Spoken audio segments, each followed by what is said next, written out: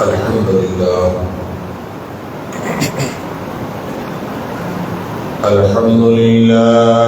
نحمده ونستعينه ونستغفره ونؤمن به ونتوكل عليه ونعوذ بالله من شرور أنفسنا ومن سيئات أعمالنا من يهده الله فلا مضل له ومن يضلل فلا هادي له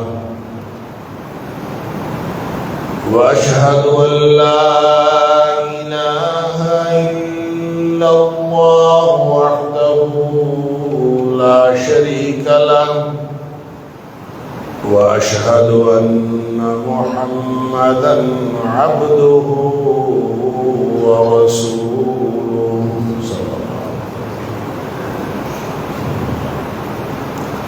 أرسله بالحق بشيرا ونذيرا بين يدي الساعة فمن يطع الله ورسوله فقد رشد واهتدى ومن يعص الله ورسوله فقد ضل وغوى فإنه لا يضر إلا نفسه ولا يضر الله شيئا نسأل الله ربنا أن يجعلنا ممن يطيعه ويطيع رسوله ويتبع رضوانه ويجتنب سخطه فإنما نحن به وله أما بعد فإن خير الحديث كتاب الله وخير الهدي هدي محمد صلى الله عليه وآله وسلم وشر الأمور محدثاتها وكل محدثة بدعة وكل بدعة ضلالة وكل ضلالة في النار فأعوذ بالله السميع العليم من الشيطان الرجيم من همزه ونفخه ونفثه بسم الله الرحمن الرحيم وأذن في الناس بالحج يأتوك رجالا وعلى كل ضامر يأتين من كل فج عميق اے ابراہیم تو لوگوں میں حج کا اعلان کر دے یہ تیرے پاس پیدل آئیں گے یا پھر دبلے پتلے جانوروں اور اونٹ سواری کے اونٹوں پر آئیں گے یاتین من کل فج عمیق یہ دور دراز کے راستوں سے تیرے پاس آئیں گے صدق اللہ العظیم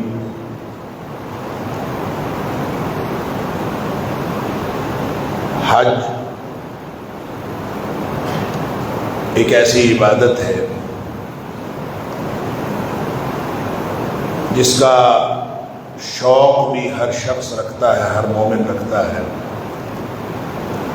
اور یہ پوری زندگی میں ایک مرتبہ ہر اس شخص کے لیے فرض ہے جو زاد راہ اور سواری کا خرچہ برداشت کر سکتا ہوں۔ اس لیے کہ قرآن نے جب یہ سہولت پیدا کر دی کہ وَلِلَّهِ عَلَى النَّاسِ حِجُّ الْبَيْتِ مَنِ اسْتَطَاعَ إِلَيْهِ سَبِيلًا، کہ جو اس راستے کی استطاعت رکھتا ہو تو اس کے اوپر حج کرنا فرض۔ تو نبی پاک صلی اللہ علیہ وسلم سے پوچھا گیا کہ استطاعت سے کیا مراد ہے؟ تو نبی کریم صلی اللہ علیہ وسلم نے فرمایا الزاد والراحلہ، جس کے پاس زاد راہ یعنی راستے کا سامان موجود ہو، والراحلہ اور سواری موجود ہو۔ یہ دونوں چیزیں اگر کسی کے پاس موجود ہیں تو اس کا مطلب ہے اس کے پاس استطاعت موجود ہے۔ اس کی تشریح علماء کرام نے یوں کی ہے کہ اگر کسی شخص کے پاس اپنے گھر کے اخراجات نکال کر، اپنے اہل خانہ کے اخراجات نکال کر، اور اگر کوئی قرض ورز اس نے لینا دینا ہے تو وہ نکال کر، اگر اس کے پاس اتنے پیسے ہیں کہ وہ حج کے لیے راستے کا سامان بھی مہیا کر سکتا ہے اور سواری کا ٹکٹ بھی مہیا کر سکتا ہے، اور پھر بھی اگر وہ حج نہیں کرتا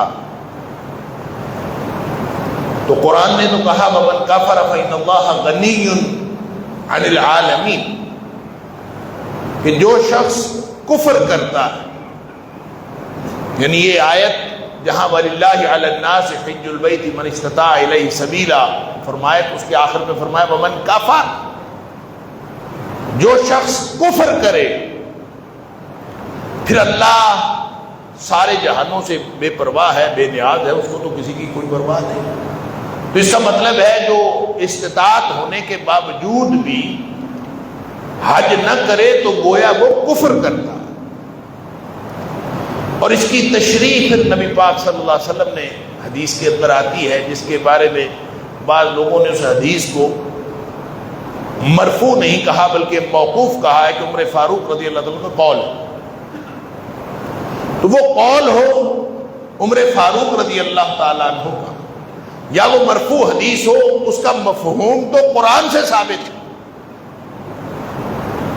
کہ نبی اکرم صلی اللہ علیہ وسلم نے یہ بات فرمائی کہ جس شخص کے پاس اتنی طاقت ہو کہ وہ راستے کا سامان بھی مہیا کر سکتا ہے اور اس کو ہوائی جہاز کا ٹکٹ بھی مہیا کر سکتا ہے، اور پھر بھی وہ حج نہ کرے، تو نبی اکرم صلی اللہ علیہ وسلم نے فرمایا اللہ تعالیٰ کو کوئی پرواہ نہیں ہے اس کے بارے میں، چاہے وہ یہودی ہو کے مرے چاہے وہ عیسائی ہو کے مرے۔ اس قدر ضروری بات، یعنی صرف یہ شوق کی بات نہیں، شوق تو شاید ہر مومن کے دل میں ہے، لیکن کوئی شخص اگر باوجود استطاعت کے حج نہیں کرتا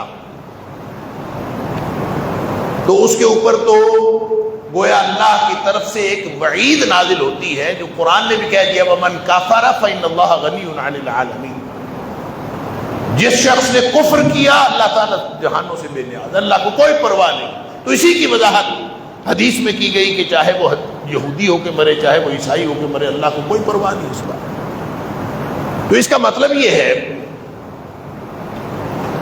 کہ ہر شخص کو اپنی استطاعت کا جائزہ لینا چاہیے اور اپنے آپ کو اسیس کرنا چاہیے کہ وہ اس کے اوپر حج فرض ہے کہ نہیں۔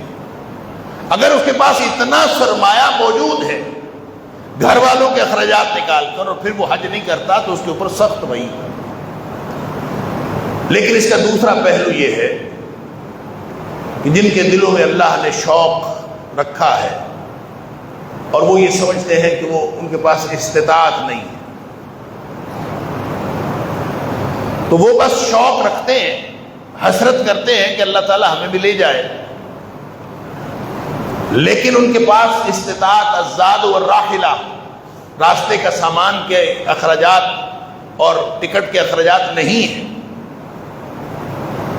تو وہ سمجھتے ہیں کہ ہم تو پھر حج نہیں کر سکتے۔ تو ان کے لیے میں ہمیشہ ایک بات عرض کیا کرتا ہوں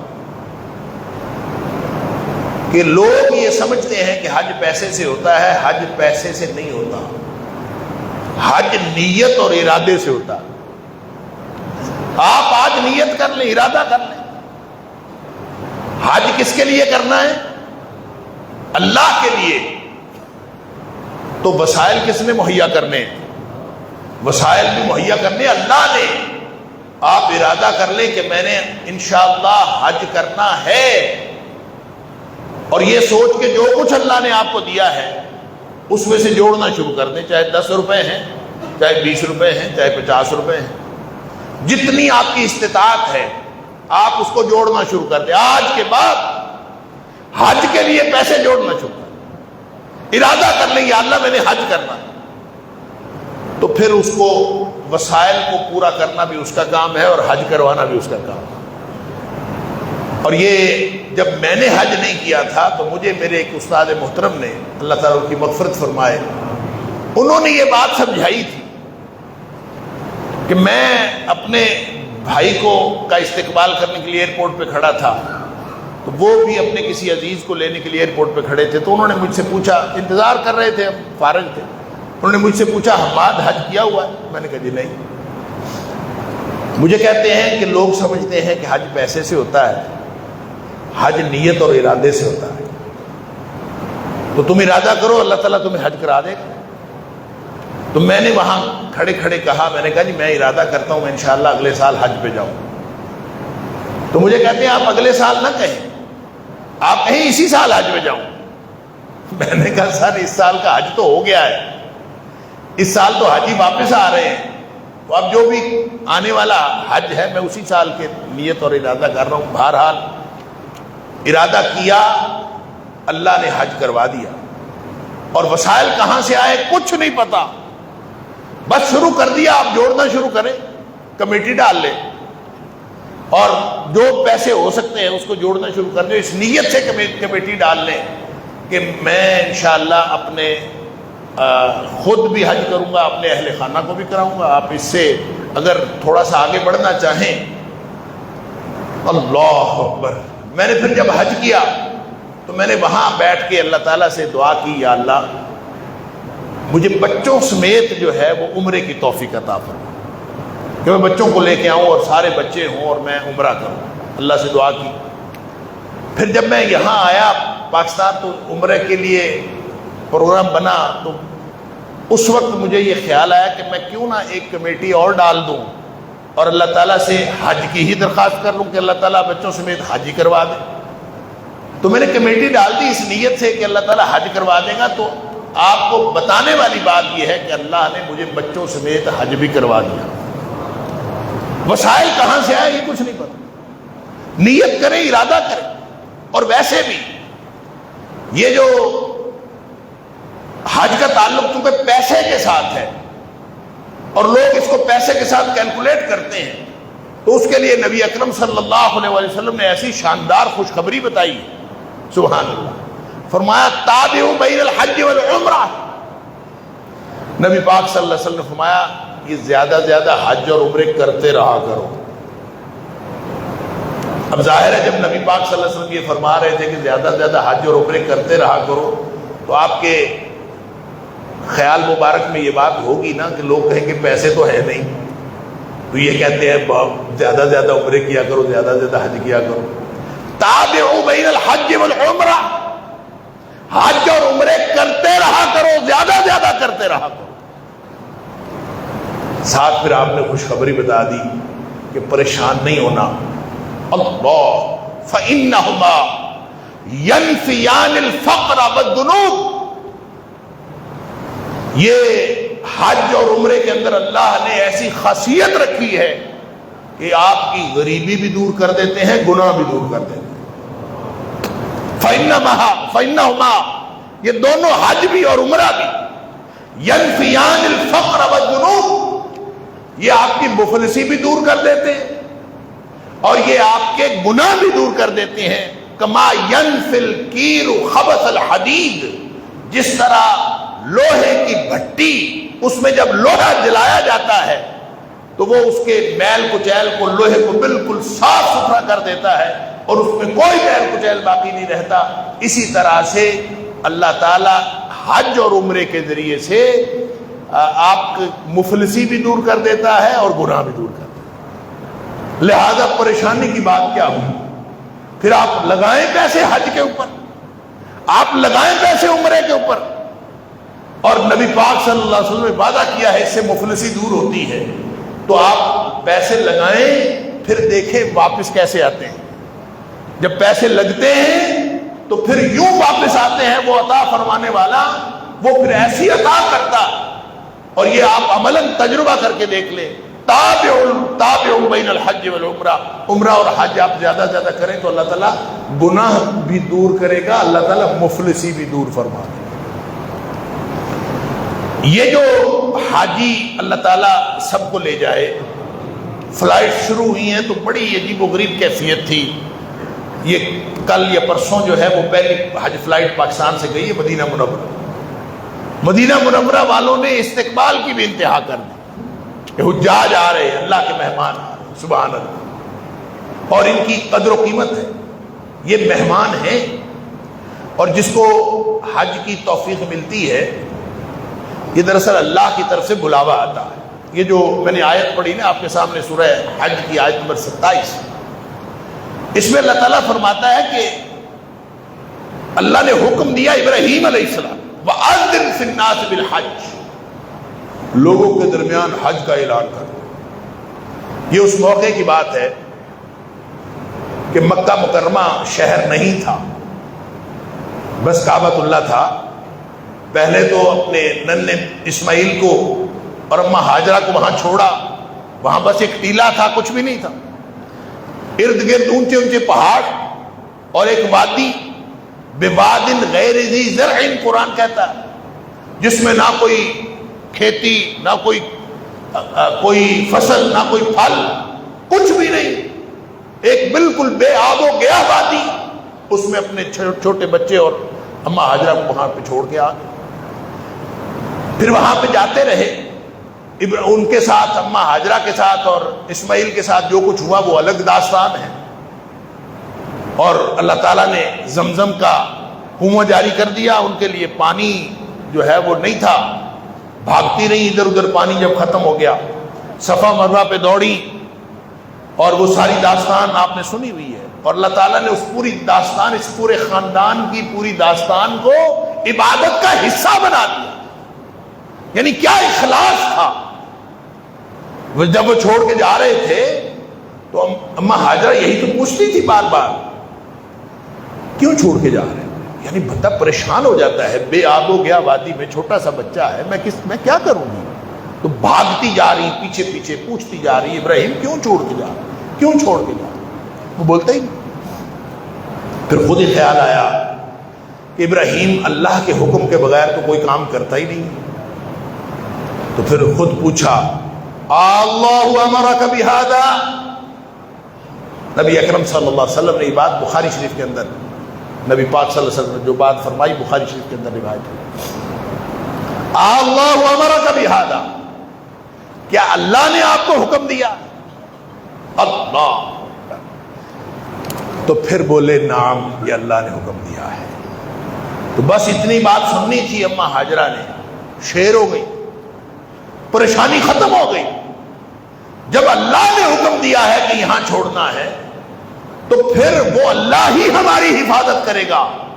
پھر تو جا، اذن لا تضيعنا، اذن لا يضيعنا، تو جا، پھر اگر اللہ نے حکم دیا ہے تو پھر وہ ہمیں کبھی ضائع نہیں کرے گا، وہ ہماری حفاظت کرے گا۔ پھر اللہ نے حفاظت فرمائی۔ وہ جب ہم کہتے ہیں نا کہ ایک پوٹلی تھی اس کی کھجوروں کی اور ایک مشکیزہ پانی کا تھا جو دے کے چلے گئے، وہ پوٹلی ایسے چھوٹی سی پوٹلی، جیسے جراب نہیں ہوتی، جراب کے اندر تھوڑی سی کھجوریں ڈال دیں، ایسی چھوٹی سی پوٹلی. اور مشکیزہ کیا ہے، ایسے چھوٹی سی بوتل پانی کی سمجھ لیں، تو وہ تو ختم ہونی تھی.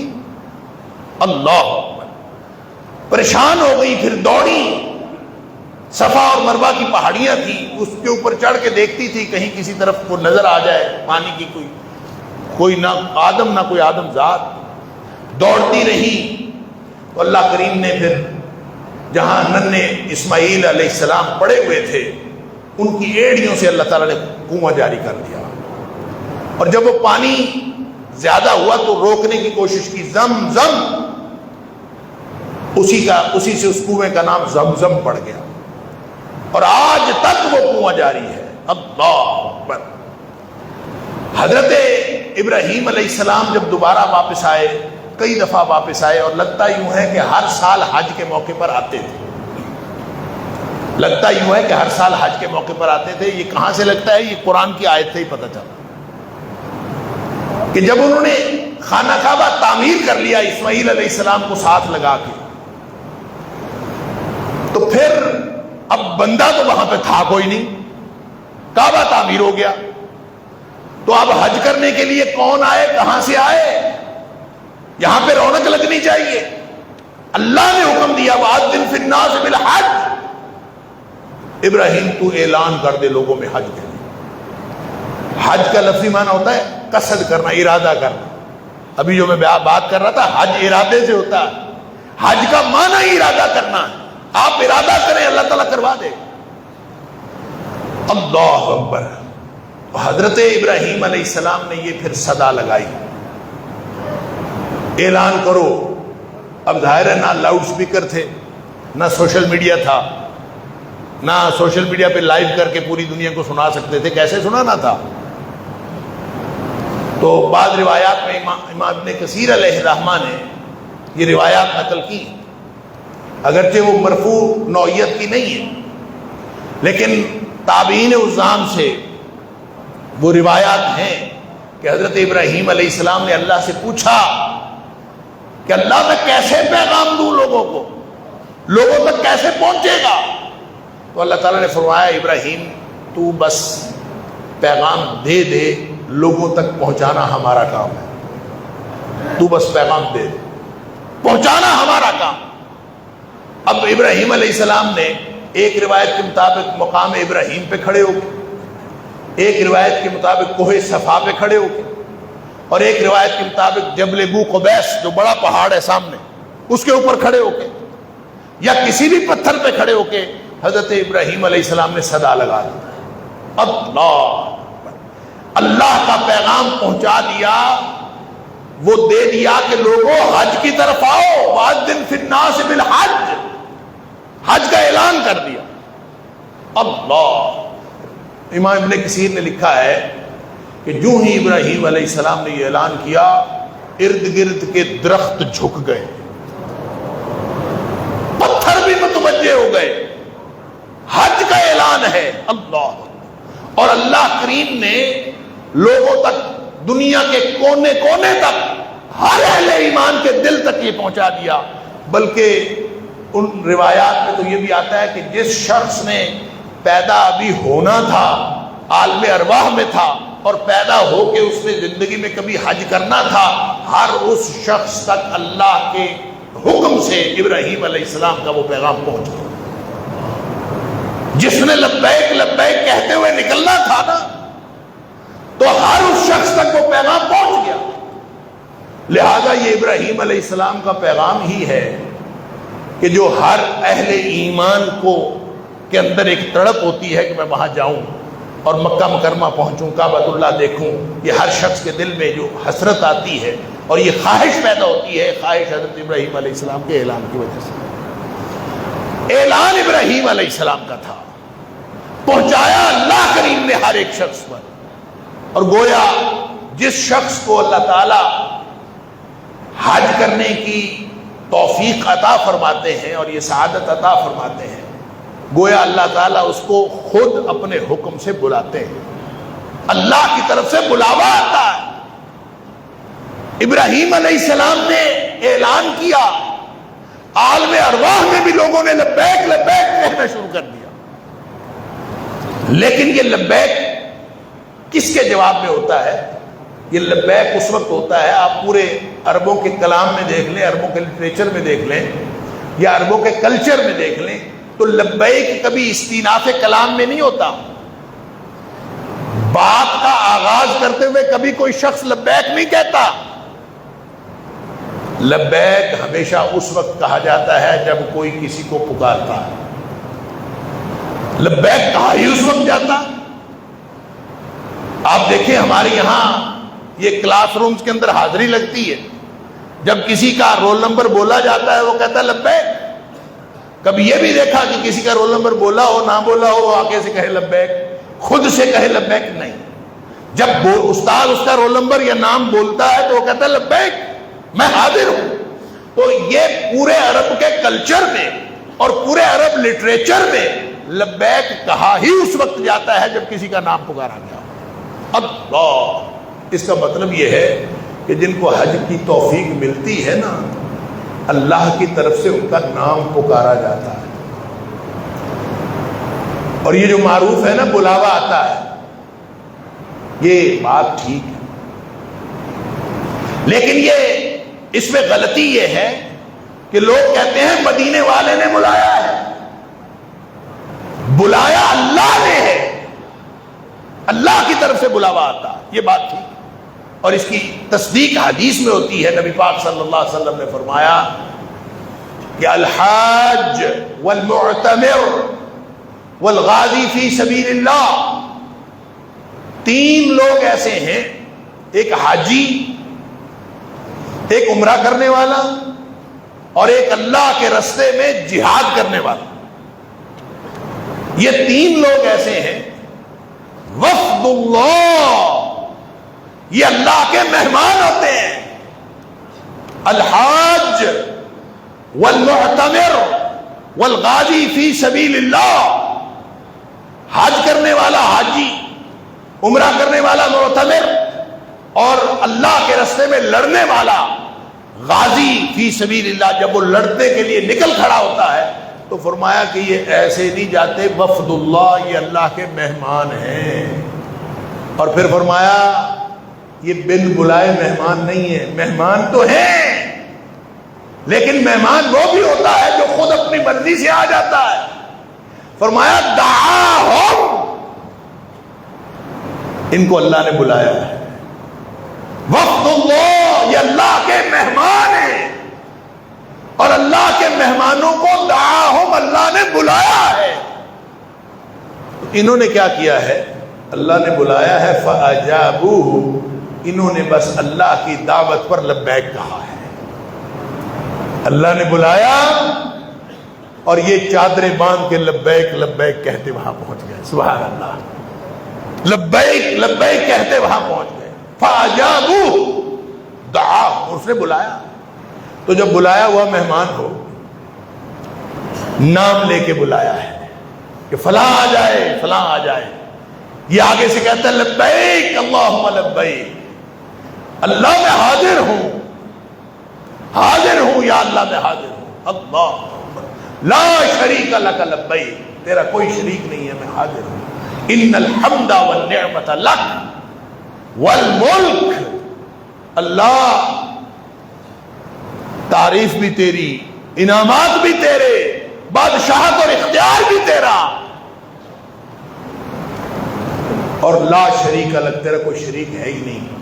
تو یہ کہتا ہوا لبیک لبیک کہتا ہوا یہ جہاں سے جاتا ہے. تو یہ اصل میں دعاہم فاجابوہ، اس نے بلایا ہے، انہوں نے لبیک کہا ہے، دعوت قبول کی ہے، انہوں نے دعوت قبول کی ہے. اب دعوت قبول کر لی، بلایا ہوا مہمان ہے، دعوت قبول کر لی ہے، تو پھر اس کا ایک پروٹوکول ہے. فرمایا فَسَأَلُوهُ فَأَعْطَاهُمْ، یہ اب اللہ سے مانگیں گے، اللہ ان کو عطا کرتا جائے گا. فَسَأَلُوهُ، اب یہ اللہ سے مانگیں گے، فَأَعْطَاهُمْ، اللہ ان کو عطا کرتا جائے گا. اس کا مطلب ہے حاجی جب نکلتا ہے نا گھر سے، گھر سے نکلنے کے بعد یہ جو دعا بھی کرے اس کی دعا قبول ہوتی ہے. حاجی یہ تو ایک تو وہ مقامات دعا ہے نا کہ حج میں وقوف عرفہ کے دوران حج دعا کرے تو دعا قبول ہوتی.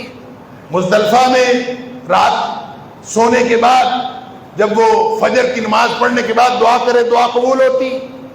مختلف اوقات ہیں جب صفا کی پہاڑی کے اوپر جائے صحیح کرتے ہوئے دعا قبول ہوتی. طواف کے 2 نفل پڑھنے کے بعد دعا قبول ہوتی ہے. طواف کے دوران دعا قبول ہوتی ہے. یہ سارے مقامات دعا ہیں. مروہ کے اوپر دعا کرے دعا قبول ہوتی. ایک تو یہ سارے مقامات دعا ہیں. دوسرا یہ ہے کہ حاجی خود مستجاب الدعوات بن جاتا ہے. گھر سے نکلتا ہے تو یہ اللہ کا مہمان گھر سے نکلا تو اس کی دعا قبول ہونا شروع ہوئی. اس لیے کہ ایک تو مسافر ہے. مسافر بھی پھر اللہ کے گھر کا مسافر ہے. مسافر کی دعا رد نہیں کی جاتی نبی پاک صلی اللہ علیہ وسلم نے فرمایا. لیکن یہ لگتا یوں ہے کہ حاجی جب گھر سے نکلتا ہے اور گھر سے جا کے پورا سفر کے دوران وہ 20 دن رہے، وہ 40 دن رہے، پھر جب یہ واپس آتا ہے تو گھر داخل ہونے تک یہ مستجاب الدعوات ہوتا. اس کی دلیل یہ ہے کہ نبی اکرم صلی اللہ علیہ وسلم نے فرمایا کہ جب حاجی یا عمرہ کرنے والا جب یہ واپس آتا ہے نا تو اس کا استقبال کرنے کے لیے جاؤ. آگے سے آگے جا کے اس کا استقبال کرو، اور جب استقبال کرو اور اس سے ملاقات ہو تو اسے کہو کہ میرے لیے دعا کرے. اس لیے کبھی گھر نہیں پہنچا. گھر پہنچنے تک یہ مستجاب الدعوات ہے. اس لیے نبی پاک صلی اللہ علیہ وسلم نے فرمایا اس کا پروٹوکول ابھی چل رہا ہے. وہ پروٹوکول جس کا اعلان نبی پاک صلی اللہ علیہ وسلم نے فرمایا فَسَأَلُوهُ، یہ مانگیں گے اللہ سے، فَأَعْطَاهُمْ، اللہ ان کو عطا فرماتا جائے گا. اندازہ کیجئے کیا مقام ہے. اسی لیے قرآن پاک کے اندر اللہ کریم نے سورہ مائدہ میں جن چیزوں کو شعائر اللہ قرار دیا ہے نا، شعائر اللہ، شعائر شعیرہ کی جمع، اور شعیرہ کا معنی ہوتا ہے امتیازی نشان. کوئی خاص امتیازی نشان کسی چیز کا ہوتا ہے جس کی عزت قدر و منزلت عام چیزوں سے زیادہ ہوتی. جیسے مثال کے طور پر پاکستان کا قومی ترانہ یہ امتیازی نشان ہے. پاکستان کا قومی جھنڈا امتیازی نشان ہے تو وہ کپڑا ہی، لیکن وہ چونکہ امتیازی نشان ہے اس کی حیثیت الگ ہے. اس طرح ہر چیز کا ایک امتیازی نشان ہوتا ہے، اس کو عربی میں شعیرہ کہتے ہیں. اور اللہ فرماتا ہے شعائر اللہ، یہ اللہ کے شاعر ہیں. لا تحلوا شعائر اللہ، اللہ کے شاعر کی حرمت پامال نہ کرنا. اور وہ جو شاعر بتائے نا، تفصیل کا موقع نہیں، ان میں سے ایک شعیرہ جن کی حرمت پامال کرنے سے منع کیا ہے سورہ مائدہ میں، لا تحلوا شعائر اللہ، کہ اللہ کے شاعر کی حرمت پامال نہ کرنا. اس میں ایک حرمت، ایک شعیرہ فرمایا ولا آمین البیت الحرام، جو لوگ گھر سے بیت الحرام کا ارادہ کر کے نکل کھڑے ہوئے ہیں یہ بھی اللہ کے شاعر میں سے ہیں، ان کی بھی حرمت ہے. لہذا وہ حاجی جو گھر سے ایک دفعہ نکل پڑا اللہ کے گھر کا ارادہ کر کے، سبحان اللہ، اب اس کا پروٹوکول یہ ہے کہ اللہ کے شاعر میں سے ہے. اس کی قدر کرنی چاہیے، اس کی عزت کرنی چاہیے، اس کو کوئی تکلیف نہ پہنچے. لہذا میں جو بات کر رہا تھا، جس سے میں نے بات کا آغاز کیا، کہ کل جب میں مدینہ منورہ میں پاکستانی حجاج کا استقبال دیکھ رہا تھا سوشل میڈیا کے اوپر، اللہ اکبر، تو مجھے خیال آ رہا تھا کہ جس طرح یہ ان مہمانوں کا استقبال کیا جا رہا ہے واقعی یہ شاعر اللہ میں سے ہے. ان لوگوں کو معلوم ہے کہ یہ شاعر اللہ میں سے ہے. لہذا جو حاجی کو تکلیف دیتا ہے، چاہے وہ ٹریول ایجنٹ ہو، چاہے وہ گورنمنٹ آف پاکستان ہو، چاہے وہ گورنمنٹ آف سعودیہ ہو، چاہے وہ درمیان میں سے کوئی ٹرانسپورٹر ہو، چاہے وہ ہوائی جہاز کے مالک ہو، چاہے وہ ہوائی جہاز کا عملہ ہو، چاہے وہ کوئی ایئرپورٹ کا عملہ ہو، جو حاجی کو تکلیف دیتا ہے وہ اللہ کے مہمانوں کو تکلیف دیتا ہے اور اللہ کے شاعر کی حرمت کو پامال کرتا ہے۔ اندازہ کیجئے کس قدر یہ عزت والا، وقار والا، احترام والا اللہ تعالیٰ نے مقام عطا فرمایا حاجی کو۔ اللہ تعالیٰ ہم سب کو حج کی توفیق عطا فرمائے۔ میں نے یہ ساری گفتگو اس لیے کر دی کہ حج کا موقع ہے، حاجی جا رہے ہیں، اور قرآن کہتا ہے الحج اشہر معلومات، حج کے مہینے مقرر ہیں، اور حج کے مہینے مقرر ہونے کا مطلب یہ ہے کہ جو حج کے مہینوں کے علاوہ جائے وہ عمرہ کر سکتا ہے، وہ حج کا احرام نہیں باندھ سکتا۔ حج کا احرام باندھتا ہے حج کے مہینوں میں، اور حج کے مہینے کون سے ہیں؟ وہ ہیں شوال، ذیقعد اور ذی الحج۔ تو شوال کے بعد آج کل ذیقعد چل رہا ہے، تو ذیقعد میں جو لوگ احرام باندھ کے جا رہے ہیں یہ سارے کے سارے حاجی ہیں، اور یہ حج کے لیے جا رہے ہیں، اور ان مہینوں میں احرام باندھ کے جانے والا معتمر جو عمرہ کرنے والا ہے اس کا بھی بڑا احترام ہے، لیکن اصل جو احترام ہے وہ حاجی کا ہے۔ اللہ تعالی ہم سب کو حج کرنے کی توفیق بھی عطا فرمائے، بار بار اللہ تعالی ہم سب کو حج کرنے کی توفیق عطا فرمائے، تاکہ ہماری یہ جو ینفیان الفقر والذنوب والی جو خوشخبری ہے نبی پاک صلی اللہ علیہ وسلم کی، کہ اس سے غریبی بھی دور ہوتی ہے، مفلسی بھی دور ہوتی ہے، اور اس سے گناہ بھی دور ہوتے ہیں، ہمارا معاشی مسئلہ بھی حل ہو جائے اور ہمارا اخروی مسئلہ بھی حل ہو جائے۔ اللہ تعالی ہم سب کو یہ اللہ کی جو عبادات ہیں بار بار کرنے کی توفیق عطا فرمائے۔ وآخر دعوانا الحمدللہ رب العالمین۔